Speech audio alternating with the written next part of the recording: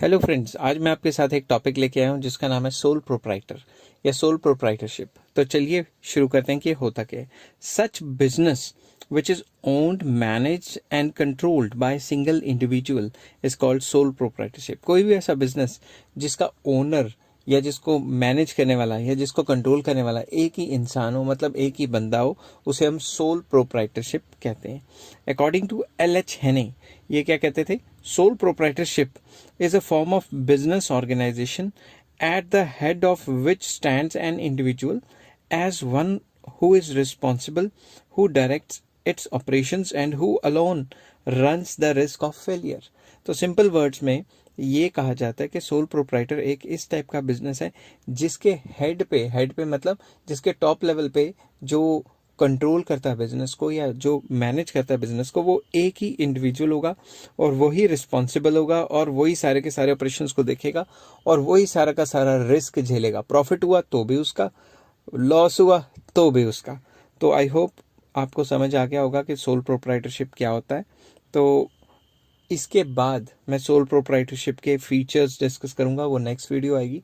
इसमें सिर्फ यही था कि सोल प्रोप्राइटरशिप का मीनिंग क्या है। Take care, have. Hello friends, आज मैं आपके साथ लेके आया हूँ फीचर्स ऑफ सोल प्रोप्राइटरशिप कि सोल प्रोप्राइटरशिप या सोल प्रोप्राइटर के फीचर्स क्या होते हैं। चलिए शुरू करते हैं। सबसे पहला आ जाता है सिंगल ओनरशिप। सॉरी, बोल बोल के गला बैठ गया। सिंगल ओनरशिप का मतलब क्या होता है कि it is owned by single individuals only. ये उस टाइप की कंपनी है जिसमें सिर्फ सिंगल ओनर होता है और एक ही बंदा सारा का सारा काम मैनेज करता है।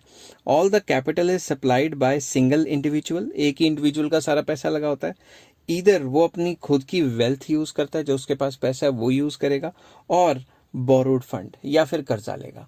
तो एक ही इंडिविजुअल की पूरी ओनरशिप होती है। सेकंड पॉइंट आ जाता है फॉर्मेशन एंड क्लोजर। तो ये फॉर्मेशन एंड क्लोजर काफी इजी होता है। No legal formalities are required to start और क्लोज। मतलब बिजनेस को स्टार्ट करना और बंद करने में कोई ज्यादा खास लीगल फॉर्मेलिटीज नहीं होती। No separate law governing this form of business. कोई ऐसा सेपरेट लॉ नहीं बना कि सिर्फ इसी बिजनेस के लिए बना हो, जैसे बाकी कंपनीज के लिए बना हुआ है, जॉइंट स्टॉक कंपनी वगैरह वगैरह, पार्टनरशिप के लिए। Only in some cases a licence might be required. कुछ केसेस में लाइसेंस चाहिए होता है जो गवर्नमेंट के हैं, जैसे केमिकल्स का काम करना है या कुछ करना है, तो उसके लिए लाइसेंस चाहिए होता है। मगर खोलना और बंद करना काफी आसान है इस टाइप के बिजनेस को। थर्ड पॉइंट आ जाता है अनलिमिटेड लाइबिलिटी। अनलिमिटेड लाइबिलिटी का मतलब है proprietor is personally liable for all the debts of business. Business में जो भी उसने डेट वगैरह उठाया है या जो लॉस वगैरह है, वो सारा का सारा उसी के ऊपर पड़ेगा। लाइबिलिटी उसकी 100% है।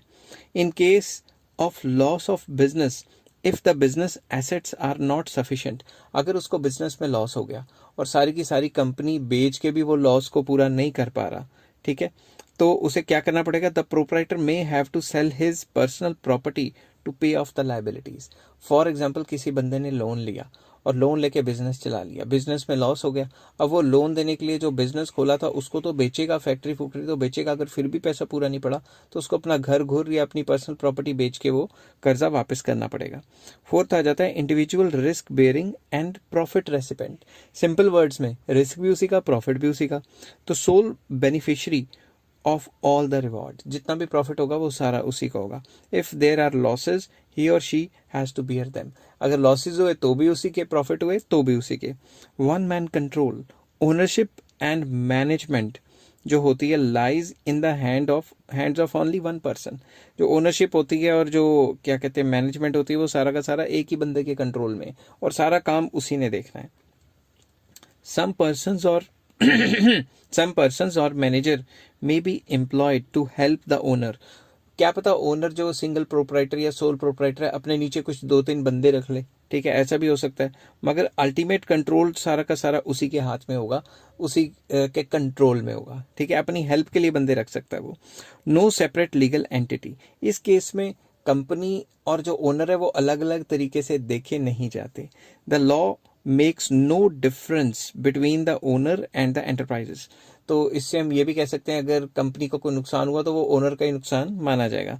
Business and the owner exist together. Businessman और जो ओनर्स होते हैं वो एक ही बात मानी जाती है। जैसे for example joint stock company में कंपनी अलग है, ओनर अलग है, ठीक है ना, सेपरेट लीगल एंटिटी होती है, इसमें सेपरेट लीगल एंटिटी नहीं होती। नेक्स्ट है lack of business continuity. Business continuity बहुत मुश्किल हो जाती है in case owner is one, so death, insolvency या ailment etcetera will have direct effect on the business. अगर वो बीमार हो गया, इंसॉल्वेंट हो गया, या फिर कोई मर मुर गया, डेथ डूथ होगी, तो उस केस में बिजनेस ठप ही समझो, ठीक है। उसके बाद आ जाता है small size. It operates on a very small scale as all the funds are arranged by one person. ये स्मॉल स्केल पे काम करता है क्योंकि सारा का सारा पैसा तो एक ही बंदे के पास है। Soul trader can arrange limited funds. तो सोल प्रोप्राइटर या सोल ट्रेडर लिमिटेड फंड्स को अरेंज कर सकता है and has limited managerial ability. उसकी मैनेजरियल एबिलिटी भी लिमिटेड है। Hence the scale of operation is limited. तो छोटे लेवल पे जो काम होता है वो ज्यादातर सोल प्रोप्राइटर करते हैं।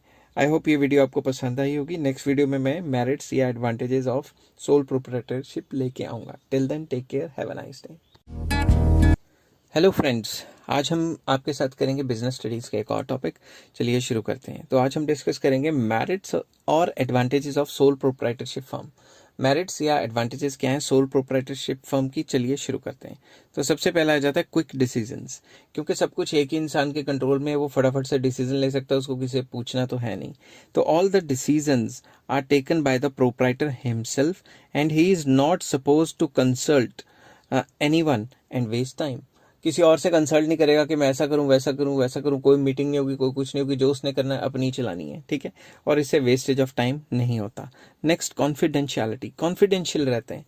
Sole proprietor is not expected to share his secrets with others. वो अपने बिजनेस के सीक्रेट्स किसी और के साथ शेयर नहीं करता, ठीक है। There is no legal compulsion for the sole proprietorship to publish his accounts.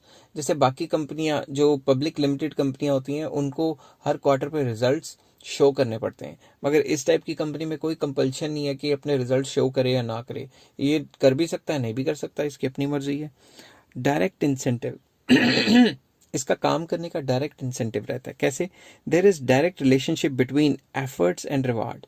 उसे पता है जितना जोर मैं लगाऊंगा उतना ही मैं प्रॉफिट कमाऊंगा। Extra efforts may led to more profits and which always motivates the sole owner या सोल प्रोप्राइटर। जब वो ज्यादा एफर्ट मारता है उससे ज्यादा प्रॉफिट होगा, ज्यादा प्रॉफिट होगा तो वो क्या करेगा, ज्यादा प्रॉफिट होगा तो उसी के पास पैसे गए ना। तो जो भी काम वो करेगा, जितना जोर लगाएगा, उसका डायरेक्ट इंसेंटिव रहेगा। Next, sense of accomplishment.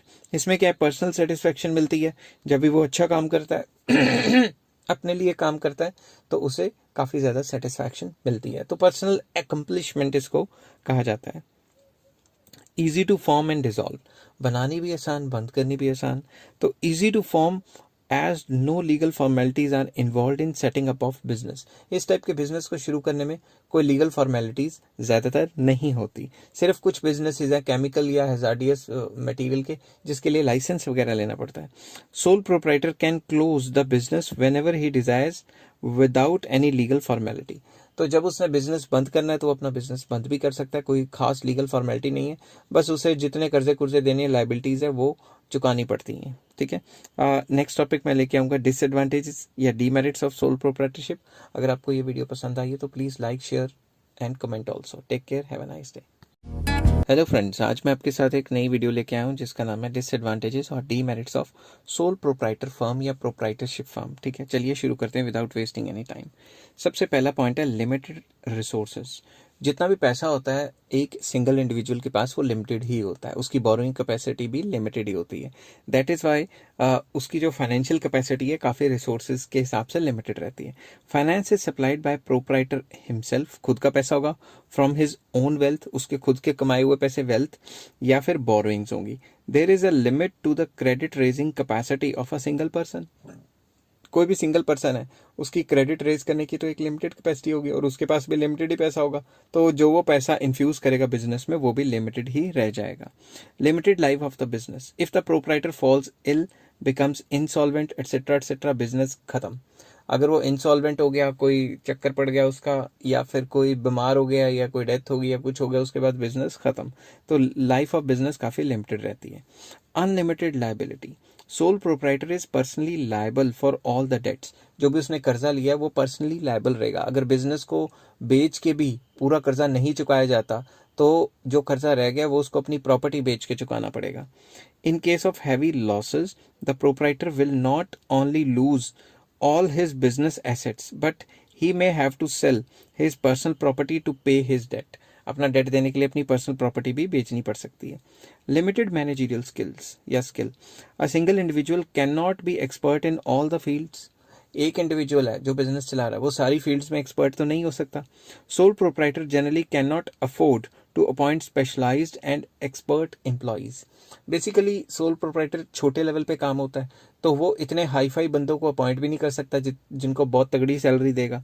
तो sole proprietor is overburdened with too many task. एक ही बंदा है, उसने कई टास्क करने और उसके सर पे जिम्मेदारियां बहुत ज़्यादा आ जाती हैं। तो इसलिए उसकी जो मैनेजरियल स्किल्स है वो और ज़्यादा कम हो जाती है जब 100 टेंशनें आ जाएंगी। आई होप ये वीडियो आपको पसंद आई होगी। अगर पसंद आई तो please like share and subscribe. Take care, have a nice day.